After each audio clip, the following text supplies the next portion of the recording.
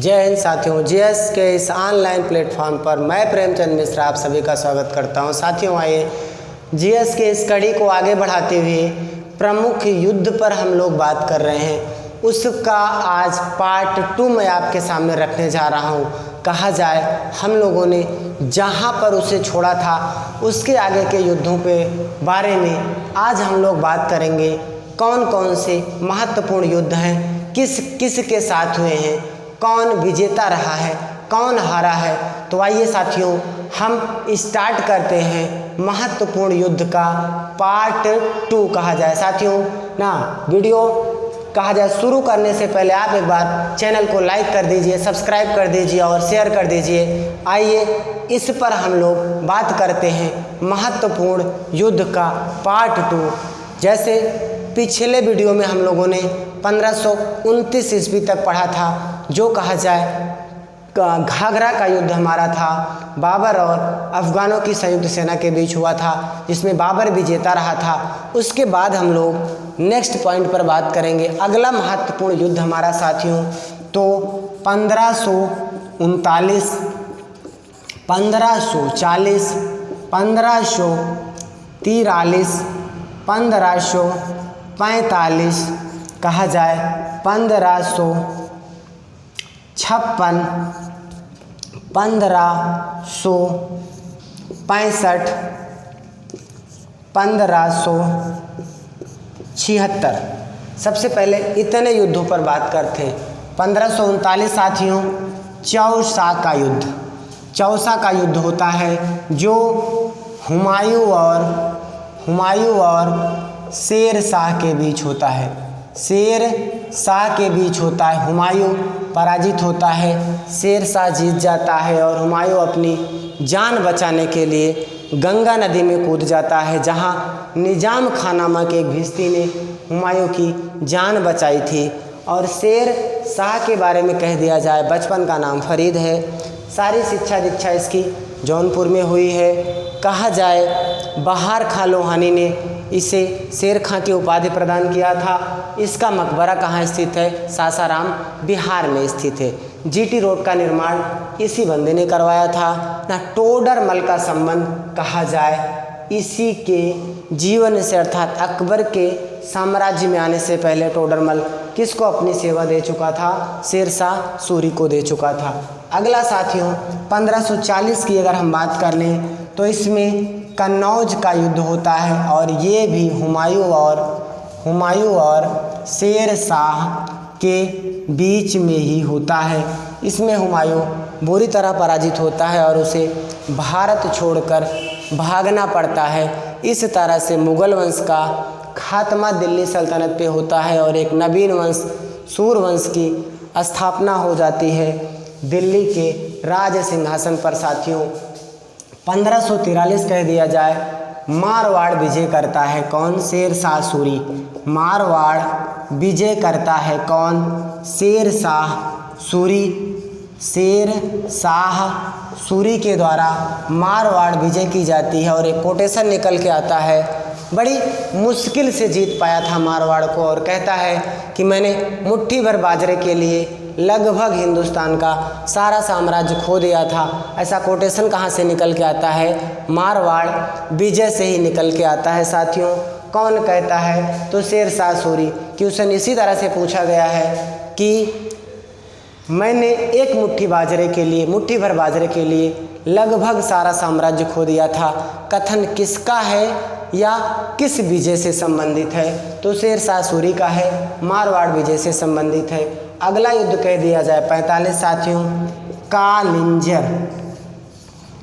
कालिंजर विजय करता है। ये भी कौन करता है साथियों? शेर शाह सूरी करता है। और यद्यपि कालिंजर जीत लिया जाता है लेकिन ये विजय इसके जीवन की आखिरी विजय साबित होती है साथियों, क्योंकि गोला फेंकते समय एक गोला दीवार से टकरा के आके इसके पास रखे बारूद में गिरता है और उसमें विस्फोट हो जाता है। ये पूरी तरह से जल जाता है और कुछ समय बाद इसकी मौत हो जाती है साथियों ना। अगला युद्ध कह दिया जाए 1556 कहा जाए पानीपत का द्वितीय युद्ध होता है। हेमू और कहा जाए हेमू एक पक्ष है, दूसरा कहा जाए अकबर, और अकबर का सेनापति कौन था? बैरम खां।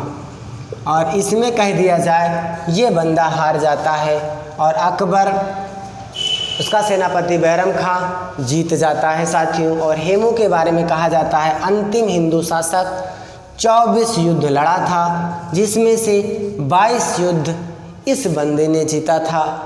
अगला हम बात करें 1565 साथियों, तालीकोटा का युद्ध। किसका युद्ध? तालीकोटा या राक्षसी तगंडी का युद्ध साथियों। इसमें विजयनगर साम्राज्य पूरी तरह से ख़त्म हो जाता है तालीकोटा के युद्ध में। अगला साथियों कह दिया जाए 1576 में हल्दी घाटी का युद्ध। हल्दी घाटी का युद्ध होता है और ये कह दिया जाए किस किस के बीच होता है? तो एक पक्ष हमारा कहा जाए राणा प्रताप थे और दूसरा पक्ष कह दिया जाए महान सम्राट अकबर। इन दोनों के बीच में होता है। यद्यप इस युद्ध का कोई निर्णय नहीं निकलता है, राणा प्रताप भागकर जंगलों में चले जाते हैं, युद्ध का कोई डिसीजन नहीं निकला। हल्दी घाटी का युद्ध कहा जाए 1576 में होता है। कहा जाए अकबर ना इन्हें पराजित कर पाता है और ना ही इन्हें बंदी बना पाता है हल्दी घाटी के युद्ध में साथियों। चलिए आगे बढ़ते हैं। 1601 में अगला युद्ध कह दिया जाए हमें देखना है 1601, जो अकबर की आखिरी विजय थी उसके बारे में हमें जानना है। 1601 इसके बाद साथियों 1614 अगला युद्ध हमें बात करनी है। 1757 अगला कह दिया जाए साथियों 1759, 1760, 1761 और 1764 साथियों। इतने युद्ध पर हमें बात करनी है अभी। 1701 में कहा जाए असीरगढ़ की विजय। असीरगढ़ की विजय करता है कौन? कहा जाए जो है अकबर के द्वारा। ये अकबर की आखिरी विजय मानी जाती है, असीरगढ़ की विजय। 1614 में कहा जाए मेवाड़ विजय होती है। कहा जाए मेवाड़ विजय होती है। जहांगीर उस समय शासक था, किसने किया था? खुर्रम ने किया था। मेवाड़ की विजय किसने किया था? खुर्रम ने किया था। जहांगीर के शासन में ये वही मेवाड़ है जो अकबर के टाइम से मुग़लों को चैलेंज दे रहा था। उसकी विजय अंततः 1614 में खुर्रम के नेतृत्व में जहांगीर के टाइम पीरियड में हो गई। 1757 की बात अगर हम कर लें साथियों, प्लासी का युद्ध। कौन सा युद्ध होता है? प्लासी का युद्ध होता है। एक तरफ कहा जाए अंग्रेज थे, जिसका नेतृत्व किसने किया था? क्लाइव ने किया था। दूसरी तरफ साथियों कह जाए सिराजुद्दौला, कहा जाए सिराजुद्दौला जो बंगाल का नवाब था। इसमें रॉबर्ट क्लाइव विजयी हुआ, क्योंकि सिराजुद्दौला के सेनापति मीर जाफ़र ने इसे क्या दिया? धोखा दिया। तो ये बंदा पराजित होता है और मीर जाफ़र को गद्दी पर बैठाया जाता है। विजेता कौन होता है? रॉबर्ट क्लाइव साथियों। 1559 में हम बात कर लें साथियों, बेदरा का युद्ध होता है। बेदरा का युद्ध होता है। एक पक्ष कह दिया जाए डच थे, दूसरा पक्ष कह दिया जाए अंग्रेज थे। डच पराजित हो जाते हैं, भारतीय व्यापार से बाहर हो जाएंगे और अंग्रेज विजयी हो जाते हैं साथियों। नेक्स्ट युद्ध कह दिया जाए 1760 हमारा वांडी वासा का है। वांडी वासा का युद्ध है साथियों।